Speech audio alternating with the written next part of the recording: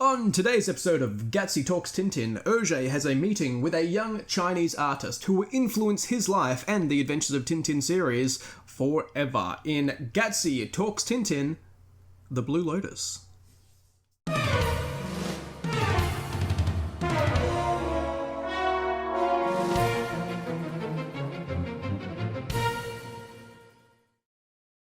Tintin and Snowy are in India, guests of the Maharaja of Gai Pajama, enjoying a well-earned rest. The evil gang of international drug smugglers, encountered in Cigars of the Pharaoh, have been smashed and its members are behind bars, with one exception. Only the mysterious leader of the gang is unaccounted for, having disappeared over the edge of a cliff. But questions still have to be answered. What of the terrible Rajaja juice, the poison of madness? Where were the shipments of opium going, hidden in the false cigars? And who really was the mastermind behind the operation? Relaxing in India, Tintin and Snowy are visited by a Chinese messenger who is instantly struck by Rajaja juice, the poison of madness, and is only able to mention the word Shanghai and the name Mitsuhuratu. After arriving in Shanghai and witnessing the vulgar racism on display from the European elite, Tintin meets the respectable Japanese Mitsuhuratu, who tells him that the message was actually to stay in India and protect the Maharaja, imploring Tintin to return immediately and warning him that his life is in danger. Sure enough, multiple attempts are made on Tintin's life, being saved only by a mysterious Chinese man each time. Before he can leave, he also crosses paths with a man named Dawson, the corrupt chief of police in the Shanghai International Settlement. Aboard the ship back to India, Tintin and Snowy are kidnapped and revived in the headquarters of the Sons of the Dragon, a secret society dedicated to the destruction of the opium trade. The society is headed by the Honourable Wang Chen-yi, whose son was the one protecting Tintin, though now he too has succumbed to the poison of madness. Wang explains that Mitsuhuratu is actually a Japanese spy, who works to distribute opium all over the world, and they request that Tintin stay in China to help defeat him. Deciphering a coded radio message, Tintin goes to the Blue Lotus opium den and follows Mitsuhuratu as he and his men sabotage a small section of railway in the Chinese countryside. The act is blamed on Chinese gangsters and provides the Japanese government with a convenient pretense to send in soldiers to occupy the region. Tintin is captured while witnessing this act of terrorism and is injected with the madness poison by Mitsuhuratu, who gleefully releases the boy reporter after he succumbs to its effects. But it's all an act. Mitsuhuratu realizes too late that the poison was actually replaced with harmless water by the Sons of the Dragon, and Tintin remains completely sane. Determined to get a sample of the poison analyzed in Shanghai, Tintin poses as a Japanese general to sneak through the international settlement. Meeting with his old ally, the film tycoon Roberto Rostopopoulos, he learns that Professor Fang Si-Yang, renowned expert on insanity, has been kidnapped. But before he can find him, he is arrested by the corrupt Dawson and handed over to the Japanese military, who condemn him to death on falsified charges. However, the Sons of the Dragon are able to rescue him once more. On the trail of Professor Fang, the only man who can find a cure for the poison of madness, Tintin rescues a young orphan named Chang from a flooded river, and the pair quickly bond over the bigoted beliefs held by their respective cultures. Meanwhile, Mitsuhuratu and Dawson conspire to frame Tintin for the professor's kidnapping. Detectives Thompson and Thompson are reluctantly sent to arrest their friend, without much luck. After being discovered hiding in a barrel of opium, Tintin is taken to meet the head of the smuggling ring, none other than the film tycoon Roberto Rostopopoulos himself, who survived the fall over the cliff at the end of the previous adventure. Before he can execute Tintin and Wang, Chang and the rest of the Sons of the Dragon emerge from the other opium barrels as well, arresting the leaders once and for all. Documents seized from Mitsuhuratu's home reveal the Japanese role in the railway sabotage, causing the Japanese military to withdraw from the region, though they resigned from the League of Nations in protest. Thompson and Thompson apologise for having to pursue Tintin again. Professor Fang develops a cure for the poison of madness, and Mitsuhuratu reportedly commits hara-kiri, though mercifully this isn't shown in the album. The story ends with Chang being adopted by the Wang family, and Tintin bearing his dear friend a tearful farewell as he departs China. Discussing his career, Hergé would later reflect that Tintin was a game for me, until the Blue Lotus. Originally serialised between the 9th of August 1934 and the 17th of October 1935, the second half of Tintin's adventures in the Orient is often credited with establishing the mould that all future Tintin adventures would fill. In the words of Tintinologist Michael Farr, if not Hergé's only masterpiece, certainly his first masterpiece. This final chapter in Hergé's creative transformation was the product of an innocuous encounter in March of 1934. Among Tintin enthusiasts, this story has become scripture. Understanding that Hergé planned to send Tintin to China after the events of Cigars of the Pharaoh, one Father Gosset, chaplain to a group of Chinese students at Louvain University, wrote to the cartoonist and implored him to, quote, do a little research, end quote, and avoid stereotyping the Chinese as he did with other minority groups, most egregiously the native Congolese in Tintin in the Congo. Even the Native Americans, while presented sympathetically and with a culturally accurate aesthetic in Tintin in America, are still inseparable from the tomahawks and teepees of popular imagination. It's unknown if Father Gosset knew that, in the land of the Soviets, Tintin encounters a pair of sadistic pig-tailed Asian men entrusted with torturing him, while a now-removed segment of Tintin in America shows a different pair of, quote, Orientals, who plan to kill Tintin and eat Snowy. Given Hergé's increased interest in cultural accuracy, demonstrated by his research into the Native American tribes in Tintin America, and the detailed Egyptian tombs in Cigars of the Pharaoh, it isn't surprising that Hergé happily took up Father Gosset's offer to meet up with a young Chinese student that was learning at the Brussels Palace of Fine Arts. His name was Chang. Said Hergé in 1977, I think Chang was, without knowing it, one of the artists who had the most influence on me. It was he who made me aware of the absolute necessity of being well informed about a country and of constructing a narrative. The pair would meet weekly for several months, with Chang educating Hergé on traditional Chinese artistic style and contemporary Chinese politics, both of which influenced the Blue Lotus greatly. On political matters, Hergé had traditionally deferred to his mentor and editor of Le XXe siècle, Norbert Vallès, whose conservative nationalist ideology is practically transcribed into cartoon form in the first 3 albums of the Tintin series. However, after a public feud with the Belgian director of public work over the construction of the Canal Albert, the bombastic editor was quietly asked to resign from his editorial position by the church hierarchy, which held considerable sway over the Associated Catholic Press. It was a quiet end to Hergé's partnership with a man who he would always concede he owed everything to. But as demonstrated by the development of his craft, as displayed in Cigars of the Pharaohs, the Tintin series had outgrown the need for Vallès' direction. Additionally, even if Hergé's professional life was no longer influenced by Vallès, his personal life would continue to be. The priest had arranged his marriage to Germaine Kuykens in 1932, and Hergé would later admit that his wife and himself often found themselves in competition to meet the lofty moral absolutism set by the strident, energetic priest, Hergé later conceding he was doomed to lose that contest. After Vallès' departure, Hergé would continue his work on Le Petit VTM, the children's supplement of Le XXe siècle, but strictly as a cartoonist, foregoing almost all editorial responsibility so that he could focus on Tintin's adventures, and those of Quick and Flupke, a less regarded but endlessly charming comic creation of his. Removing himself from editorial responsibility was a fortuitous decision in retrospect.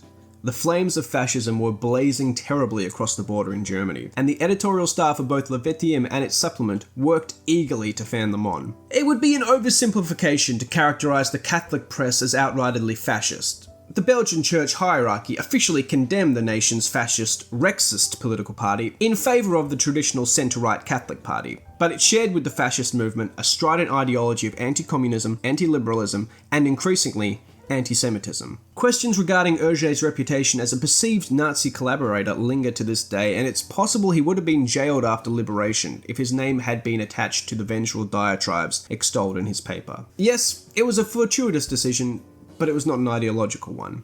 Hergé had very little interest in national or international politics, besides what he interpreted as a struggle between oppressed and oppressor everywhere and in all forms. As such, less time overseeing the editorial direction of the supplement simply meant, for Hergé, more time to craft Tintin's latest adventure. As such, the ideological guidance that would have once been provided by Vallès was instead provided by Chang, who understood firsthand the injustice of the Japanese aggression against his native China and the corruption of the Shanghai International Settlement. Hergé had never been to China, but for once, he wasn't relying on second-hand information to inform Tintin's travels. The sabotage of the Chinese railway is a thinly veiled reference to the real-life Mudkin incident in 1931, which provided the Japanese government with a pretense to occupy Manchuria in northern China. The subsequent exposure of this scheme did indeed lead Japan to withdrawing from the League of Nations in 1933. While the depiction of the Japanese government's actions as duplicitous and aggressive would be vindicated after the Second World War, the story appeared at a time in which the Western press was largely sympathetic to the Japanese, whose colonial mission was broadly supported by the Allied United Kingdom and France. As Pierre Assolini notes, it was the first time Hergé had taken sides in an international conflict, and he had sided against a nominal ally of his nation. It didn't escape attention at the time. General Raoul Pontus of the Sino-Belgian Friendship Association registered an official complaint from the Japanese government over Hergé's depiction of Japanese aggression. Chang commented at the time, "If the Japanese are angry, it's because we are telling the truth." Chinese nationalist leader Chiang Kai-shek, contrastingly, was so impressed that he invited Hergé to visit the country. The cartoonist regrettably had to decline due to his work commitments, though he finally visited the leader's widow in her Taiwanese exile in 1973. Chang's influence wasn't really on the messaging of the story, but its aesthetics as well. Even in its original black and white form, the attention to detail is stunning, with panels of Chinese streets showing accurate contemporary advertising material and slogans, and signs written in perfect Chinese. Chang's contributions are so great that his initials are actually blended into the background of scenes in two separate panels. Actually, Hergé wanted to credit Chang as co-author, but Chang declined out of humility and fear of political consequences. Whereas the Arabian Peninsula and India of the preceding story are idealized and fanciful, if not entirely fictitious, the Blue Lotus presents a meticulously researched world with accurate script setting a mountainous standard of attention to detail to which Hergé would always hold his future stories. Hergé doesn't merely challenge prevailing political attitudes, but also social perceptions held by many in the West, including, not so long ago, himself. The loathsome character Gibbons, who extols the virtue of spreading Western values while beating a downtrodden Chinese servant, is a timeless satirization of the kinds of cultural chauvinists that Hergé looked to when researching Tintin in the Congo. Even more poignant is Tintin sharing a laugh with Chang, the fictionalized Chang, not the real Chang, over cultural stereotypes. Tintin explains that all white people aren't evil, despite what Chang's grandfather had told him, before mirthfully explaining that many white people in Europe hold perceptions of the Chinese as barbarians, perceptions Hergé himself had presented in earlier stories. That doesn't mean it's without criticism, and Hergé's yellow-skinned, buck-toothed Japanese caricatures clash uncomfortably with the progressive depiction of the Chinese. Even so, as Dominique Maric argues, within the Blue Lotus, Hergé offers one of the most beautiful arguments on tolerance in the history of comics. While Harry Thompson argues that the specific setting of the Shanghai International Settlement isn't as timeless as many settings in Tintin's adventures, the lessons contained most certainly are. In terms of plot, the Blue Lotus builds upon the precedent set by Tintin in America and Cigars of the Pharaoh, marking a welcome termination to the era of ad hoc stories pieced together week by week that define the narrative of Hergé's earlier stories. Though admittedly, there are periods of Tintin and Snowy running back and forth between set pieces, with little action in between. Gone too are the sight gags Tintin would utilise earlier in his adventures to escape peril. Jean-Marc and Randy Lofficer note that, in the Blue Lotus, the need to be accurate and truthful overrides the desire to spin a good yarn. Harry Thompson argues that Hergé had not quite finalised Tintin's shape by this stage, and he does still appear more rounded and hunched than he would become. Detectives Thompson and Thompson, on the other hand, have dropped any semblance of competence from their previous adventure, and have found their role in the series as bumbling, righteous, clownish do-gooders. Chang, the fictionalized Chang again, provides a compassionate and empathetic friend for Tintin, but he would not become a series regular, appearing only once more as the central character in 1958's Tintin in Tibet. It was a fictional absence that mirrored reality. Sadly, Hergé lost contact with Chang once the latter returned to China in 1936, and Hergé would spend many years after the Second World War trying to re-establish contact with the friend who had influenced his work so much. Tintin heads know how the story ends, but it's for another time. Tintin in the Orient, as it was originally dubbed, finished its serialization in November 1934 with an album version published by Casterman the same year as The Blue Lotus. Hergé would revise the story and colorize it in 1946 with only a few innocuous changes. For the first time, the actual art style between the original and the revised editions are almost identical except for the colors, suggesting again that Hergé believed he may have almost perfected his craft by 1934. Hergé later said that it was the time of the Blue Lotus that I discovered a new world. Now, the world he was referring to was China, but his words apply perfectly to the new creative standard he had set with his work. From the Blue Lotus onwards, there would be no more drawing on imagination or second-hand sources for information, no more haphazard gag-heavy plot progression, and no more guiding political philosophy besides standing with the oppressed against the oppressor. He had hit his stride just in time. There were, of course, no shortage of oppressors on the move, and Tintin would have his work cut out for him. Previously on this show, I've tried to do episodes where I get people to talk about their opinions of the story in question. I haven't done it for Blue Lotus because I don't think there's much you can say about Blue Lotus that hasn't been said before. it is probably the most, if not the most scrutinized Tintin story, or most celebrated Tintin story, or most researched Tintin story. It's certainly one of the most. But I will reiterate just some of the reasons why that is. First of all, beautiful art style. And, of course, in the 1946, it's in colour and it's beautiful. But as I said in the review, even in the original 1935 edition, the details are all there. It's such a pleasure to watch, and just the attention to detail in the background in the scenes is phenomenal. And we know why that is. It's because of the research that has gone into it. And, that's something that Hergé is always credited with, especially from Blue Lotus onward. This attention to detail in, the countries he's creating, the costumes, the scenery, the vehicles, the aircraft, everything. They had such an extensive catalogue, and I think the start of that is really in Blue Lotus. Now, that's not to say he didn't do any research for his 4 preceding stories. He certainly did, but it's never been quite as accurate as it is in Blue Lotus. On top of it, you just got this message that is just quite firmly and quite unashamedly tolerant. This friendship with Tintin and Chang, that was a reflection of Hergé and the real Chang in real life. And it just serves to, I think, it doesn't excuse the depictions in Tintin the Congo, for example, but it really does, I guess, demonstrate how much his thinking has changed. And that's down to 2 reasons, I think. One, that he had moved away from Valès, his editor, as a guiding force in his stories. And the other, that he had met Chang, and he had previously, at least in his stories, presented Chinese people as, barbarians, savages. They like to torture people, they wear pigtails, and they like to eat dogs. And he met this incredibly talented, incredibly thoughtful, incredibly insightful, incredibly humble artist, and became such good friends with him. So Tintin's attitudes in the Blue Lotus are definitely a reflection of Hergé's changing attitudes. And that tolerance, I think, would stay with Hergé for the rest of the series. There are still some very questionable depictions later in the series. There are some characters that seem to embody some pretty negative stereotypes, and we will be dealing with those as we get to them. But generally, I think people who make those accusations of racism against Hergé sort of forget the sort of message in this book. Now, of course, it is undone by the depiction of the Japanese, not in terms of how they actually act. Again, I think most of Hergé's accusations of militarism were vindicated after the Second World War, at least in the popular Western imagination. But the actual depiction of Mitsuharatu with his buck teeth and his yellow skin and his squinty eyes, it looks like something you'd see in a propaganda poster. So, it is 2 steps forward, 1 step back in that case. The other reason the story is so well remembered is because of its connection with Chang, the real life Chang, and we touched on that. Hergé's relationship with Chang, just the way it influenced him. And there is such an interesting story behind their friendship. And unfortunately, because we are progressing as we go through the Tintin books, I can't sort of give the whole thing away, because I'm sure many Tintin fans will know it does sort of play out, and it does reflect in later books and in real life as well. So at this stage, we'll just say he had made a friend that influenced the direction of the Tintin series enormously.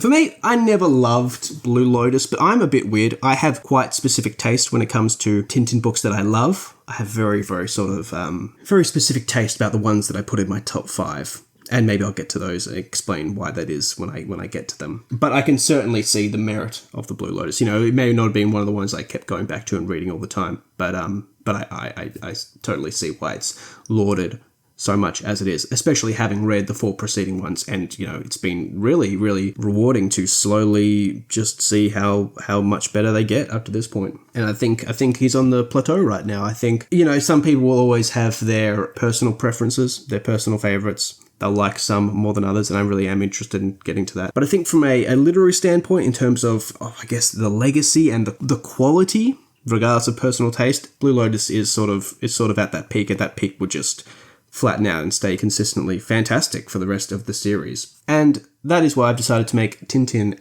and the Blue Lotus my final review for the first season of Gatsby Talks Tintin. Now, there will be a special bonus episode next week, not based on a book, but to do with Tintin, so you can look forward to that. But I thought it was a very logical termination point. Hergé had climbed the creative mountain, and he was at the peak now, so I thought that was a good place to stop. Thank you so much for taking the time to listen, Tintin heads. I hope you've learned something, and I hope you've hope you've, given a chance to reconnect with the series. Or if it's your first time, I hope you've, been inspired to pick it up. I would encourage you to follow me on Instagram at tintin.podcast. Please make sure it's tintin.podcast and not Tintin Podcast, because Tintin Podcast without the dot is not an English language Tintin Podcast, but it is a Tintin Podcast. So tintin.podcast on Instagram. Also check out latterature.com, www.latterature.com/Tintin for a look at some of the behind-the-scenes research. But until next week,